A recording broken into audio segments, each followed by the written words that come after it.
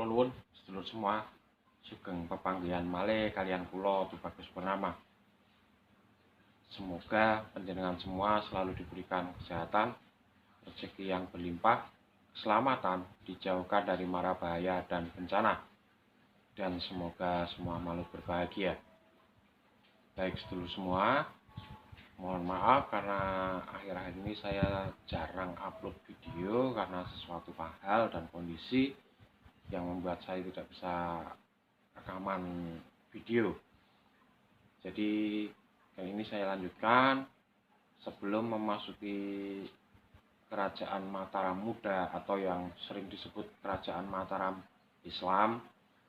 Saya ingin membahas tentang silsilah dulu, silsilahnya para pendiri Kerajaan Mataram Islam. Nah, silsilah dari sini tidak bisa dilepaskan dari Bre Kertabumi atau yang sering terkenal dengan Brawijaya V. Nah, pada suatu ketika Bre Kertabumi ini sakit, lalu dalam mimpinya dia mendapatkan petunjuk bahwa dia akan sembuh kalau bisa menikahi seorang putri yang bernama Wandan Kuning. Nah, disuruhlah Patih Dalem untuk mencari yang bernama Wandan Kuning. Nah, ternyata Wandan Kuning ini adalah dayang dari permaisuri Prabu Brawijaya. Maka mereka berhubungan sehingga Prabu Brawijaya bisa sembuh kembali. Nah, dari hubungan dengan Wandan Kuning atau sering disebut juga Wandan Sari, beliau mendapatkan putra yang bernama Bondan Kejawan atau sering disebut Dyah Lembu Peteng. Nah, karena kejadiannya dia menikahi dari dayang, maka Bondan Kejawan atau Dyah Lembu Peteng ini dititipkan dengan sahabatnya dari Grobogan, yaitu Ki Ageng Tarup. Bondan Kejawan ini diasuh dan dibesarkan oleh Ki Ageng Tarup, sehingga Ki Ageng Tarup itu menjadi gurunya sekaligus bapak penggantinya dari yang Bondan Kejawan. Nah, Ki Ageng Tarup ini siapa? Ini yang terkenal sebagai Kidang Pelangkas yang menikah dengan bidadari Dyah Nawang Wulan.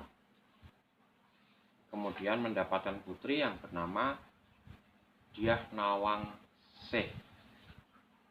Nah, mungkin kalau sekarang tidak masuk akal ketika seorang bisa menikahi bidadari, tapi kalau 500 tahun yang lalu, bahkan nggak usah 500 tahun yang lalu lah, 100 tahun yang lalu saja banyak manusia yang mumpuni dan bisa menikahi bidadari. Tapi kalau sekarang cenderung tidak masuk akal. Tapi tidak tahu kebenaran ceritanya, kita teruskan saja bahwa Kidang Telangkas atau Ki Ageng Tarup ini menikah dengan Nawang Wulan yang sebagai bidadari yang menjadi legenda itu, kemudian berputri Dyah Nawang Sih. Nah, Bondan Kejawan ini sebagai murid dinikahkan dengan Dyah Nawang Sih. Kemudian mempunyai putra-putri 3, yaitu Ki Ageng Wonosobo atau yang sering dikenal sebagai Dyah Dukuh, kemudian Ki Getas Pendowo atau yang sering disebut Dyah Depok, kemudian Nyi Ageng Ngerang atau yang sering disebut Roro Kasiang. Nah, nanti ada peninggalannya di Sendang Kasian, Bantul, Roro Kasian. Nah, dari Ki Ageng Wonosobo itu menurunkan Ki Ageng Pandanaran atau sering disebut Pangeran Made Pandan. Pangeran Made Pandan ini menikah dengan Nyi Ageng Pandan, maka menghasilkan putra Ki Ageng Pakringan dan Ki Ageng Sobo. Nah, dari Ki Ageng Pakringan dan Roro Janten maksud saya, itu berputra Nyi Ageng Laweh dan Nyai Ageng Manggar. Nyai Laweh dan Nyai Manggar. Kemudian dari Ki Ageng Saba itu menikah dengan Nyai Sobo, berputra Ki Juru Mertani. Sudah mulai tersebut ya, Ki Juru Mertani atau Patih Mandoroko. Nah, kemudian putrinya dari Ki Ageng Saba juga selain Ki Juru Mertani adalah Nyai Sabinah. Nah, nantinya Nyai Sabinah ini menikah dengan Ki Ageng Pemanahan. Nah, dari Ki Juru Mertani menikah dengan Ratu Mas Banten, ini berputra Pangeran Manduro, Juru Kiting, dan Jogoboyo. Nah, kita ulangi. Dari Ki Ageng Wonosobo menurunkan Ki Ageng Pandanaran atau Pangeran Made Pandan. Kemudian menikahi Nyi Ageng Pandanaran, berputra Ki Ageng Pakringan dan Ki Ageng Sobo. Nah, Ki Ageng Pakringan menikah dengan Roro Janten, berputri Nyai Laweh dan Nyai Manggar. Ki Ageng Sobo menikah dengan Nyai Sobo, berputra Ki Juru Mertani atau Patih Mandoroko atau yang kemudian menikah dengan Ratu Mas Banten, berputra Pangeran Manduro, Juru Kiting, dan Jogoboyo. Kemudian putri dari Nyi Ageng Saba adalah Nyai Sabinah yang nantinya menikah dengan Ki Ageng Pemanahan. Nah, itu dari Ki Ageng Wonosobo, putra pertama dari Bondan Kejawang. Kemudian putra kedua dari Ki Ageng Bondan Kejawang tadi atau yang sering disebut dengan Ki Ageng Tarub II, itu putranya yang kedua adalah Ki Getas Pendowo. Inilah yang akan menurunkan trah-trah Mataram berikutnya. Nah, Ki Getas Pendowo ini berputra Ki Ageng Selo dan Nyai Ageng Ngerang. Nah, Nyai Ageng Ngerang ini suaminya Ki Ageng Ngerang ini gurunya Sunan Muria.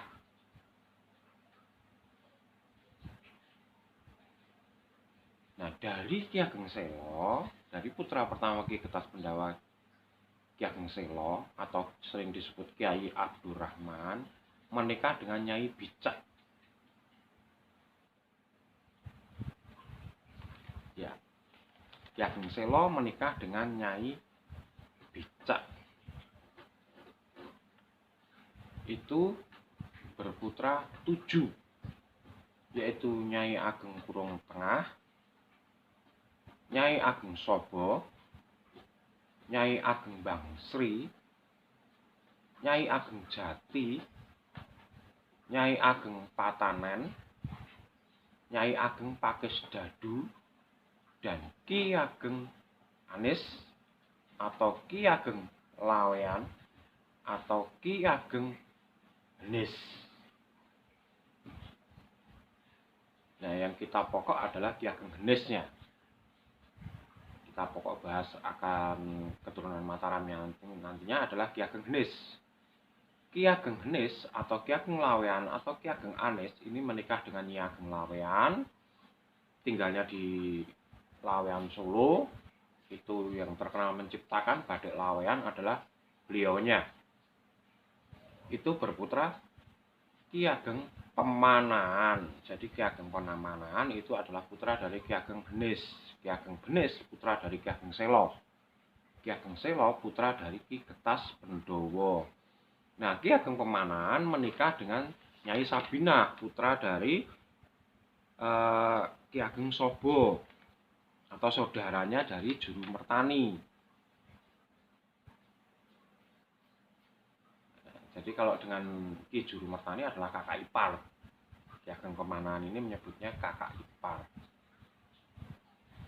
Nah, sampai di sini Ki Ageng Pemanan jelas. Nanti Ki Ageng Pemanan yang menurunkan Danang Sutawijaya, berikut raja-raja Mataram. Kemudian dari putra kedua Ki Getas Pendowo adalah Nyai Ageng Ngerang, yang tadi saya sebutkan adalah maksud saya putra dari Bunda Kejawan adalah Nyi Ageng Ngerang, atau menikah dengan Kiai Ageng Ngerang yang menjadi gurunya Sunan Muria. Nah, dari Nyi Ageng Ngerang ini berputri pertama yaitu Roro Kinasih atau Nyai Ageng Bicak yang tadi menikah dengan Ki Ageng Selo. Jadi Ki Ageng Selo menikah dengan putrinya Ki Ageng Ngerang, jadi saudara itu. Menikah dengan Ki Ageng Ngerang. Kemudian yang meneruskan kedua adalah Ki Ageng Ngerang II. Itu putra kedua dari Nyi Ageng Ngerang dan Ki Ageng Ngerang. Kemudian diteruskan Ki Ageng Ngerang II ini berputra Ki Ageng Ngerang III. Nah, menikah dengan Dyah Ayu Panengah. Dyah Ayu Panengah ini cucu dari Sunan Kalijogo. Nah, dari hasil pernikahan Ki Ageng Ngerang III dengan Dyah Ayu Panengah itu berputra Ki Penjawi. Jadi jelas hubungan antara Ki Penjawi, Ki Juru Mertani, dan Ki Pemanan itu adalah saudara segaris. Kemudian nanti pada era Sultan Agung ada Juru Kiting, ada tadi disebutkan Pangeran Manduro, Jogoboyo, itu nanti eranya di Sultan Agung, eranya Sultan Mas Julang dan Mas Rangsang.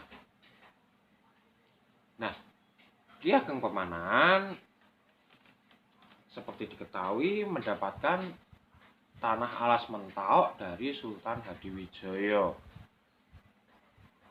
Ki Penjawi mendapatkan tanah di Pati setelah Trah Selo ini disebutnya Trah Selo atau keluarga Selo. Ini berperang melawan Arya Penangsang dan menang, sehingga mendapatkan hadiah yang satu bumi Pati, yang satu bumi Mentaok. Ki Penjawi ini dapat tanah Pati tahun 1549. Sedangkan Ki Pemanan baru mendapatkan tanah Mataram atau bumi Mentaok pada tahun 1556. Ini kenapa? Karena Sultan Hadiwijaya pernah mendengar seperti ramalan dari Sunan Giri Prapen bahwa nanti akan ada sinar matahari yang terang sekali dari bumi Mentaok atau alas Mataram yang akan menggantikan Pajang, bahkan lebih besar dari Pajang nantinya. Nah, ketakutan ini yang membuat Sultan Hadiwijaya bimbang untuk menyerahkan alas Mentaok kepada Ki Pemanan. Nah, sehingga Ki Pemanan beliau meninggalkan Pajang lalu menepi atau bertapa di Kembang Lampir Panggang. Nah, dari Kembang Lampir Panggang inilah menyambunglah Wahyu Gagak Emprit. Istilahnya Wahyu itu ditarik dari Pajang ke Mentaok sebetulnya. Sama seperti ketika Wahyu itu dipindahkan dari Demak ke Pajang oleh Sultan Hadiwijaya. Jadi kisahnya akan berulang. Nah, dari ini diceritakan ketemunya Ki Ageng Giring dengan Ki Pemanan. Nah, Ki Ageng Giring itu siapa? Ki Ageng Giring adalah terah dari Brawijaya IV, atau kalau diterahkan adalah Ki Ageng Penderesan, berputra Ki Ageng Giring II, baru berputra Ki Ageng Giring III. Nah, ini memang beliau setelah Brawijaya IV atau Wisnuwardana lengser ke Prabon, beliau mengasingkan diri ke Gunung Kidul, sering menderes kelapa atau degan, jadi disebut Ki Ageng Penderesan. Itu di Palian, daerah Palian, Sodo Palian, itu memang terkenal beliau dan menetap dan meninggal di sana. Kemudian dari Ki Ageng Giring III inilah ketemunya antara Ki Ageng Giring III dan Ki Pemanan. Makanya mereka bukan lagi cuma sahabat, tapi memang benar-benar saudara, karena Ki Ageng Giring III adalah terah dari Wisnuwardana atau Brawijaya IV, yang sering disebut Brawijaya IV. Sedangkan Ki Pemanan keturunan dari Bondan Kejawan atau Brawijaya V atau Bre Kertabumi. Jadi mereka itu sebetulnya saudara. Nah, yang mendapatkan wahyu Gagak Emprit itu sebetulnya Ki Ageng Giring. Cuma ada kisah, nanti kita bahas nanti di pengisian cerita-cerita yang mengikuti alur kerajaan Mataram. Nah, beliau mendapatkan pesan dari Sunan Kalijaga bahwa tanamlah kelapa di Sobo Palian, kemudian tunggulah sampai berbuah. Nah, itulah harus diminum sekali. Minum, makanya disebut degan, itu sak degan. Jadi sekali minum harus habis. Nah, itu ceritanya. Namun Ki Ageng Pemanan sedang selesai bertapa, ingin mengunjungi saudaranya Ki Ageng Giring, ternyata haus dan diminum, lalu terjadilah perjanjian. Nah, dari sini Ki Ageng Pemanan kembali lagi ke Kembang Lampir, kemudian dapat wisik dari Sunan Kalijaga, bahkan didatangi oleh Sunan Kalijaga. Kenapa di sini? Ya karena menceritakan Sultan Hadiwijaya tidak memberikan tanah yang dijanjikan, maka oleh Sunan Kalijaga diajaklah Ki Ageng Pemanan ke Pajang untuk menemui Sultan Hadiwijaya. Maka pada tahun 1556 tanah Mentaok resmi diberikan oleh Sultan Hadiwijaya kepada Ki Ageng Pemanan. Maka dari situlah keluarga Pemanan ini pindah ke Alas Mentaok. Ki Jurumertani mengikuti beliau, sedangkan Ki Benjawi berada di Pati. Nah, dari putra Ki Ageng Pemanan ini yang tidak ikut adalah adiknya Panembahan Senopati, karena menikah dengan Tumenggung Mayang, dan Tumenggung Mayang ini diberi jabatan oleh Sultan Hadiwijaya di Kerajaan Pajang. Nah, dari sini sudah disebutkan sejarahnya. Kemudian Ki Ageng Pemanan ini, Ki Gede Pemanan ini wafat pada tahun 1584. Pertamanya diceritakan bahwa beliau berada di Selo Grobogan bersama Ki Ageng Selo dan saudaranya Ki Getas Pendowo. Ki Getas Pendowo itu berada di Grobogan. Kemudian hijrah ke Pengging ketika Pengging menjadi sebuah kadipaten. Nah, ketemunya dengan Joko Tingkir itu di situ. Nah, kemudian setelah Pengging besar itu beliau tinggal di Manan Solo, yang sekarang terkenal dengan lapangan bolanya Manahan. Itu adalah dulu tempatnya Ki Pemanan, makanya disebut Manahan. Bernama kecil adalah Bagus Kacung. Nah, diangkat menjadi Lurah Wirotomo di Pajang. Begitu ya ceritanya. Kemudian dia memenangkan perangan dengan Arya Penangsang, kemudian mendapatkan Alas Mentaok. Nah, semoga bermanfaat untuk kejelasan yang bertanya-tanya sebetulnya Mataram itu terah dari siapa, karena masih banyak yang bertanya-tanya, bahkan ada yang bilang itu legitimasi menjadi terahnya Brawijaya. Sebetulnya inilah kisah yang sejujurnya mendekati kebenaran mutlak.